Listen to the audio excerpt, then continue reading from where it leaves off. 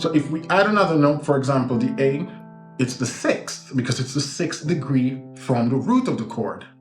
If we add another note, it's the seventh because it's the seventh degree from the root. If we add the D, it's the 9 because it's the ninth note away from the root. So it becomes a C with an added 9. Where you decide to put that 9 doesn't matter. We play it oftentimes here as a cluster for convenience, but that doesn't mean it's the 2. It's still the 9. We're just placing it at a more convenient place in the chord, why it sounds good. So if someone say a C add 2, technically they're talking about the add 9. Welcome back to another piano lesson with Warren. My name is Warren McPherson. If you're new to the channel, this week we're going to talk about chord theory. I'm going to cover some 7th chords and some 9th chords, explain the difference between them. So when you're looking at a chord chart and you see the symbols, you know exactly what these chords are made up of, the notes that goes into making up these chords. And this tutorial stems from questions that I've been getting over in my membership program at pianolessonwithwarren.com. Great place to be if you want to take your piano playing to another level. But there's been a lot of confusion. Folks have asked me about how to differentiate between the different 9 chords, what does it mean, and so on. So I decided to just create a YouTube video talking about the different ways to look at 9th chords and 7th chords. So this week is all about chord theory. Stay tuned. I also have some free downloads for you that we're going to talk about at the end of the video. So don't go anywhere. Be right back.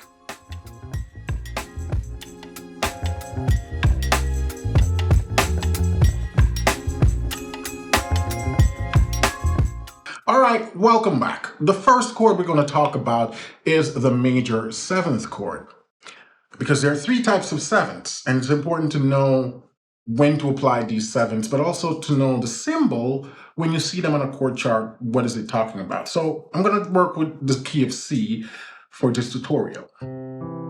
If we take a C major and you add the 7th tone, and the 7th tone is the 7th tone from the root. That's diatonic, meaning belongs to the key. You get a major 7th chord. And this symbol is usually written as a C, MAJ7, or a C with a triangle. So when you look on a chord chart, if you see a C with a triangle, it means C major 7th. But if you see C, MAJ7, C major 7.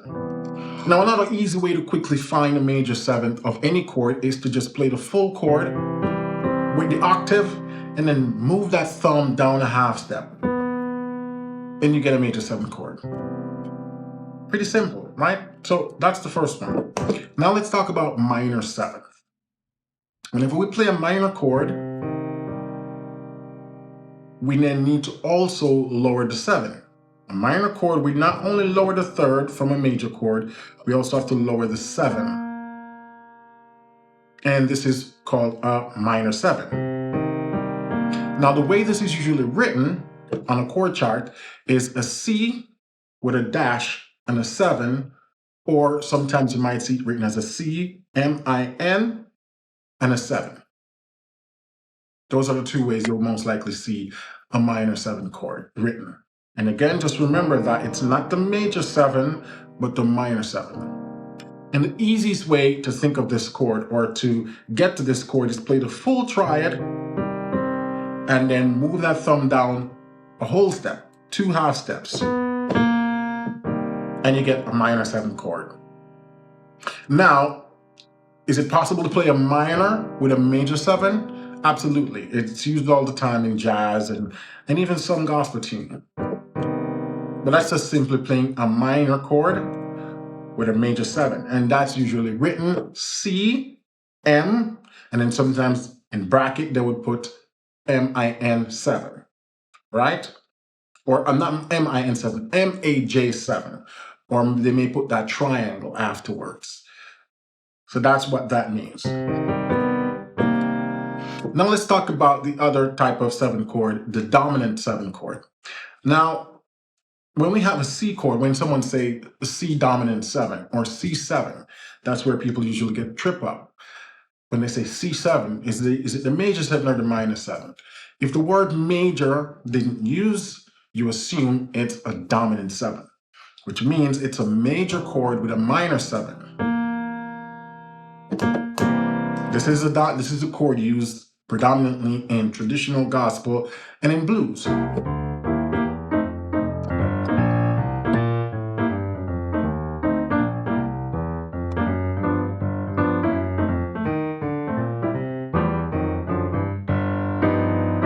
So when you hear that sound, it's all dominant 7 chords. A major chord with a minor 7. And that is usually written as just a C and a 7. That's it. No other symbol. And it's the way we call it is just a C7 or C dominant 7. It's referring to the same chord. No MAJ, no MIN, none of that stuff. And that's the C dominant 7.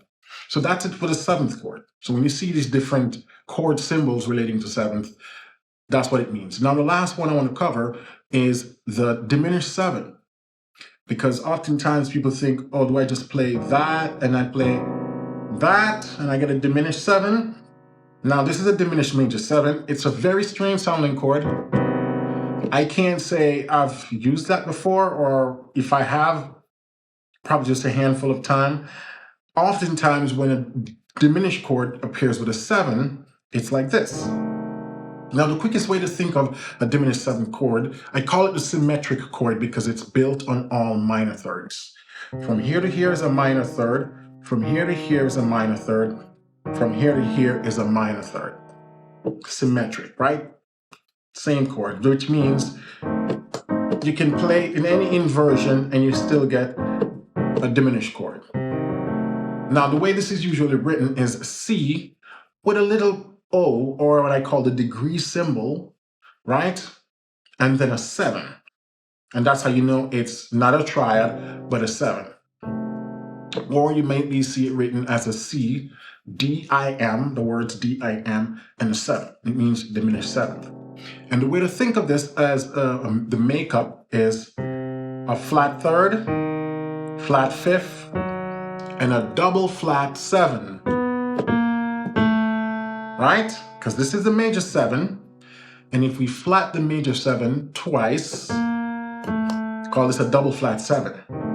And so the way this is actually written in a staff is C, E flat, G flat, B double flat. That's how it would be written on a staff, or if you're writing out the notes. So this is a 7 as well, even though we're literally just playing A, which is the 6th. But theoretically, when it's written down on a staff or on paper, we need to account for that B being the 7. And so it's double flatted. And that's the diminished 7 chords. We're going to use a lot in the gospel if we're playing. And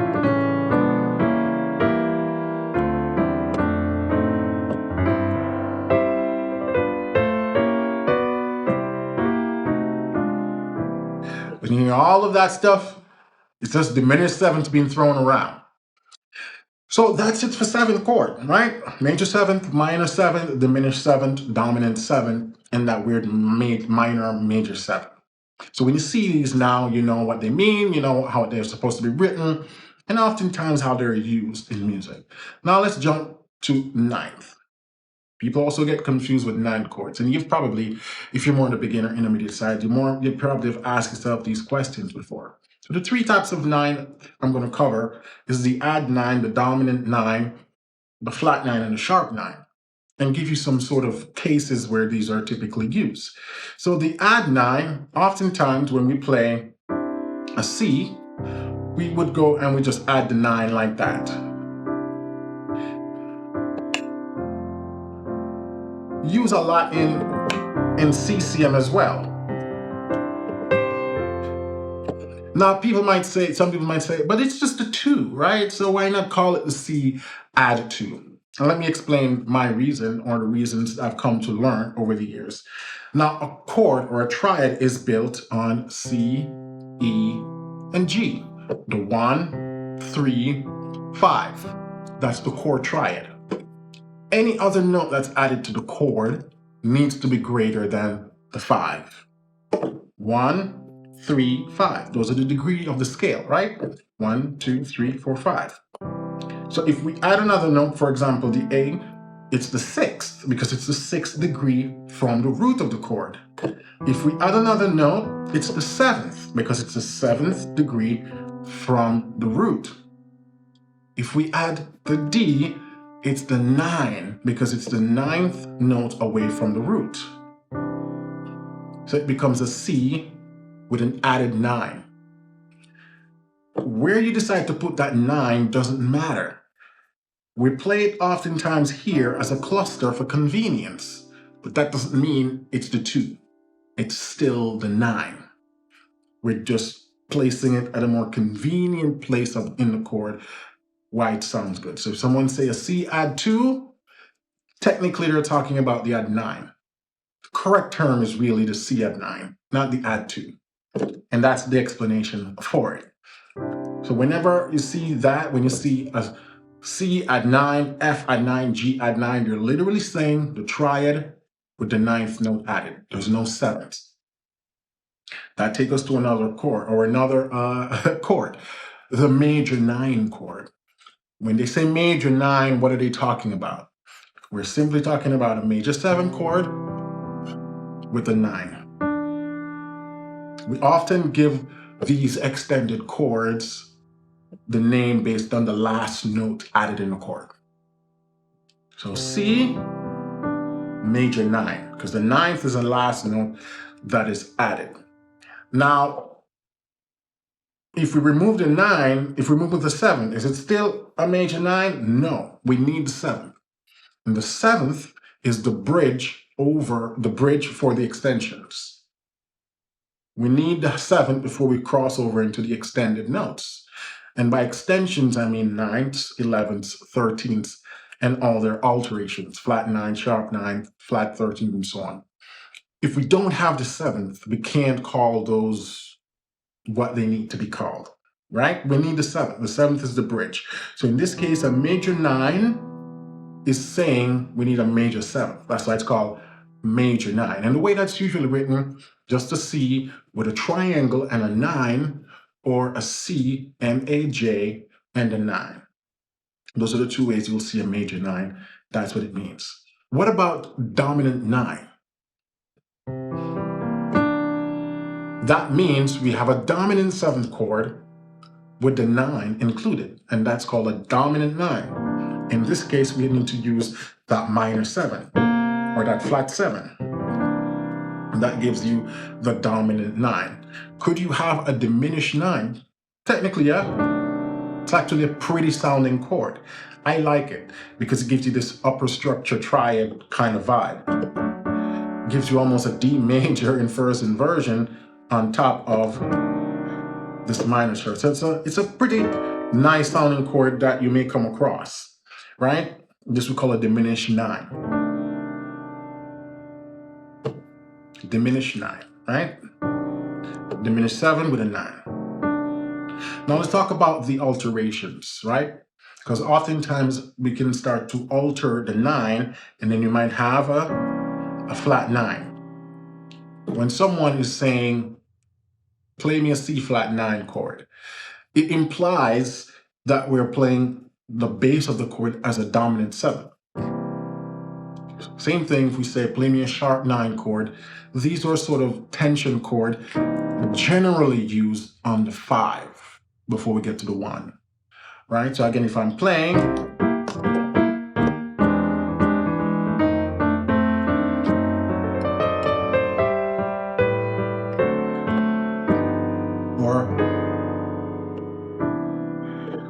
so on this G, I'm using a flat 9.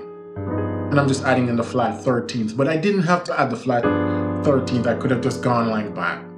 Oftentimes the flat 9 or the sharp 9 accompanies some form of altered 13th. But that's for another video. For now, just wanted to show you those. So the flat 9, oftentimes when we use an altered 9, flat 9 or sharp 9, it implies that the rest of the chord is dominant.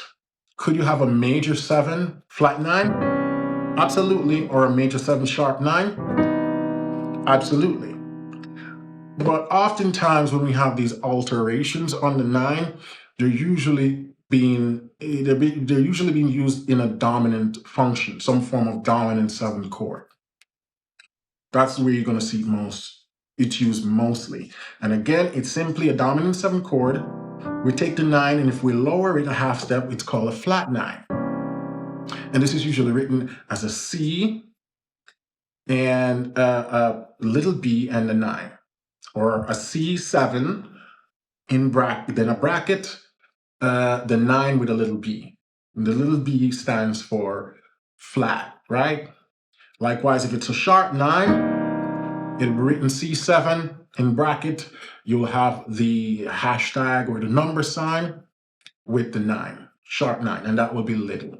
So that's how those are usually written. And again, it's just altering.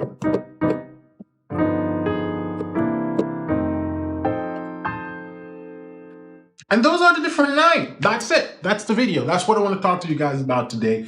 Chord theory, explaining some of those things. Now I have 2 goodies for you today. Free download.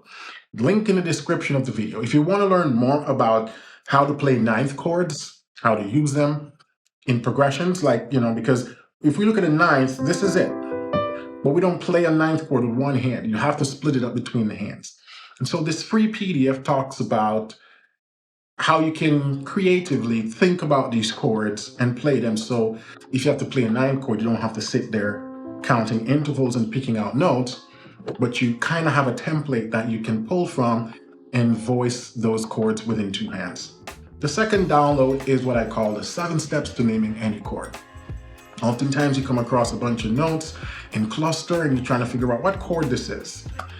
This PDF gives you a template that you can always rely on to get to a point where you can put the notes in a certain order and tell what the chord is. So these are the 2 free downloads I have for you. The link is in the description. And lastly, if you like this video, you want more of that stuff, please hit the subscribe button and notification bell so you can be notified when we post new content. Stuff like subscriptions, when you hit the subscribe button, that helps the channel to grow, helps it to be more recognized, and that just helped me to be able to continue to create free content. And lastly, pianolessonwithwarren.com. If you haven't checked that out yet, it's a wonderful piano program, membership program for those who need more handheld, step-by-step guidance, logical way of approaching this thing so you can move from beginner to advanced without having to guess what you need to do and if you're doing it wrong. And you have me along the way to help you, guide you, so you can see progress even faster. So check that out at pianolessonwithwarren.com and let me know what you think about it. Comment also down below what you'd like to see me do next for tutorial in terms of chord theory. I would love to hear what you think, because there's so many chords out there and so many misconceptions about building chords and using chords. So let me know what you'd like to see next in terms of me covering videos on chord theory. All right, until then, keep listening, keep singing, keep practicing, and I'll catch you next week for our next tutorial. Bye for now.